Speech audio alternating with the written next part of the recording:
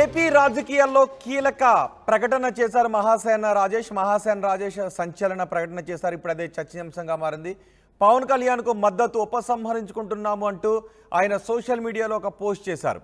జనసేన అభ్యర్థులను ఓడిస్తాను అని ఆ పోస్ట్లో శపథం చేశారు.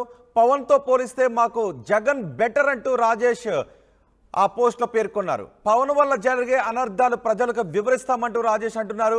ఇప్పటికే చాలా సహించాం, ఇక తగ్గేదే లేదు అని ఆ పోస్ట్లో పేర్కొన్నారు. జనసేన పోటీ చేసే అన్ని స్థానాల్లోనూ చిత్తుగా ఓడించడానికి పనిచేస్తామని మహాసేన రాజేష్ అంటున్నారు. నాకు రాజకీయాలు పదవులు ముఖ్యం కాదు, నిలకడలేని నాయకులు ఉన్నప్పుడు మేము కూడా నిలకడగా ఉండలేము అని రాజేష్ ఆ పోస్ట్లో పేర్కొన్నారు. నిజానికి మహాసేన రాజేష్ పి గన్నవరం నుంచి టీడీపీ తరఫున టికెట్ ఆశించారు. అక్కడ జనసేన వ్యతిరేకించడంతో ఆయన పోటీ నుంచి తప్పుకున్నారు. పి గన్నవరం నుంచి జనసేన పోటీ చేస్తోంది. ఆ తర్వాత టీడీపీ కూటమికి మద్దతును ప్రకటిస్తానని మహాసేన రాజేష్ అన్నారు. ఒక దశలో అసలు కూటమికి మద్దతును ప్రకటించట్లేదు, సొంతంగా ఒక పార్టీని పెడతాను అని మహాసేన రాజేష్ అన్నారు. 175 నియోజకవర్గాల్లోనూ మహాసేన అభ్యర్థులు నిలబడతారు. ఎవరికి ఓటేసినా బీజేపీకి ఓటేసినట్టే అవుతుంది. మేము బీజేపీని వ్యతిరేకిస్తున్నాము.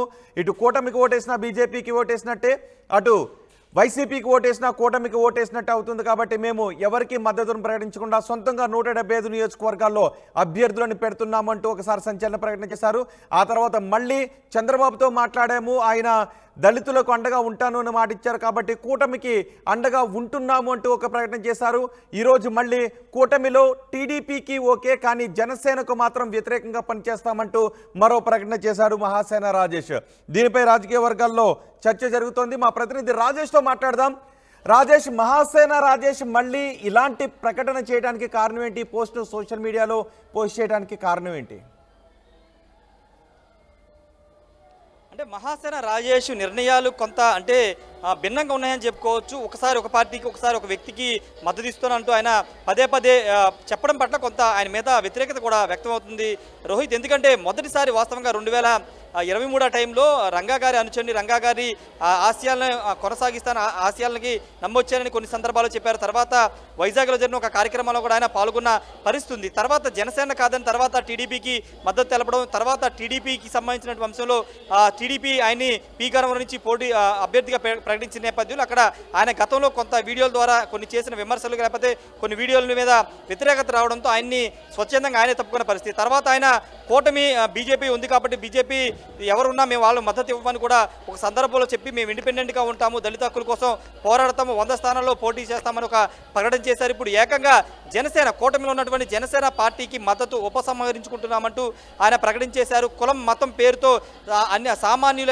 సామాన్యులపైన దాడులకు వ్యతిరేకం అంటూ అంబేద్కర్ చెప్పారు. కాబట్టి అలాంటి వాళ్ళతో మేము జత కట్టలేమంటూ ఆయన చెప్పారు. ఇప్పటి వరకు చాలా సహించాము, జనసేన వల్ల చాలా అనర్థాలు చోటు చేసుకునే అవకాశం ఉందని కూడా మహాసేన రాజేష్ చాలా స్పష్టంగా చెప్పడం చూసాము. వాటితో పాటు మాకు పదవులు ముఖ్యం కాదు, రాజకీయం ముఖ్యం కాదు, పేదల కోసం పేదల సమస్యల మీద పోరాడమే తమకు ముఖ్యమని కూడా రాజేష్ మహాసేన చెబుతున్న నేపథ్యంలో ఇప్పటి వరకు ఎందుకు ఇన్ని స్టాండ్లు మహాసేన రాజేష్ తీసుకున్నారని దానిపైన స్పష్టత లేదనే చెప్పాలి. ఎందుకంటే ఆయన ఫాలో అవుతున్న చాలామంది కూడా రాజేష్ మహాసేన ఎందుకు ప్రతి సందర్భంలో నిర్ణయాలు మార్చుకుంటున్నారనే ఒక విమర్శ కూడా చేస్తున్న పరిస్థితి అయితే ఉంది. ఎందుకంటే టీడీపీ తరఫున, తర్వాత లేకపోతే జనసేన తరఫున మద్దతుగా ఉండడం, తర్వాత కూటమి తరఫున సీటు వచ్చిన తర్వాత ఆయనే స్వచ్ఛంగా బయటికి వెళ్ళడం, తర్వాత మళ్ళీ ఇండిపెండెంట్గా ఉంటాము, 100 స్థానాల్లో పోటీ చేస్తామని చెప్పడం, మళ్ళీ ఇప్పుడు జనసేనకి మద్దతు ఉపసంహరించుకుంటున్నాం, చంద్రబాబుకి మద్దతు ఇస్తామని చెప్పడం ద్వారా, భిన్న అభిప్రాయాలు చెప్పడం ద్వారా ఖచ్చితంగా ఒక కన్ఫ్యూజన్ అయితే మహాసేన రాజేష్ క్రియేట్ చేస్తున్నారనేది చాలా స్పష్టంగా అర్థమవుతుంది. అయితే దీనిపైన కూడా ఆయనతో ఉన్నటువంటి వాళ్ళు కూడా కొంత విభేదిస్తున్నట్టు తెలుస్తుంది. ఎందుకంటే స్థిరంగా ఉండకపోవడం అనేది ఖచ్చితంగా రాజకీయాల్లో కాదు ఏ రంగంలోనే ఇబ్బంది కలిగించే అంశం అనేది ఆయనతో ఉన్నటువంటి చాలామంది చెప్తున్నారు. ఇప్పుడు మహాసేన రాజేష్ జనసేనకు మద్దతు ఉపసంహరించుకోవడం వల్ల అసలు ఏం జరిగిందనేది చెప్పనప్పటికీ మద్దతు మాత్రం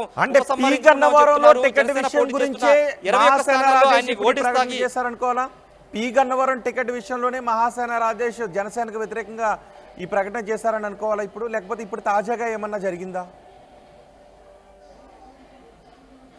ఇంటర్నల్గా ఏం జరిగిందని మాత్రం ఇప్పటివరకు బయటకు రాలేదు. ఎందుకంటే టీడీపీ అభ్యర్థిగా, కూటమి అభ్యర్థిగా మహాసేన రాజేష్ని ప్రకటిస్తే ఆయన తప్పుకోవడంతో అక్కడ జనసేన ఆ సీటు తీసుకుంది.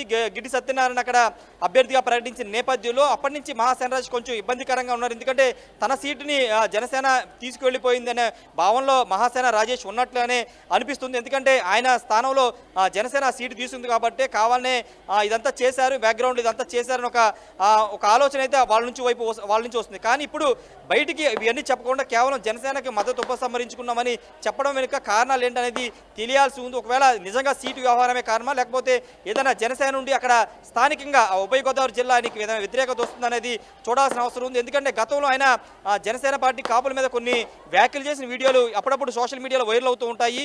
ఇప్పుడు ఈ సందర్భంలో జనసేన కానీ కాపుల నుంచి ఆయనకి ఏమైనా అక్కడ స్థానికంగా ఆయన ఉన్నటువంటి పత్తిపాడు నియోజకవర్గం కానీ ఆయన పోటీ చేయాలనుకున్న పీకనవరం కానీ ఇక్కడ ఏమైనా ఇబ్బందికర పరిస్థితులు ఎదురవుతున్నాయా ఏంటి అనే దానిపైన ఆయన అయితే స్పష్టత ఇవ్వలేదు.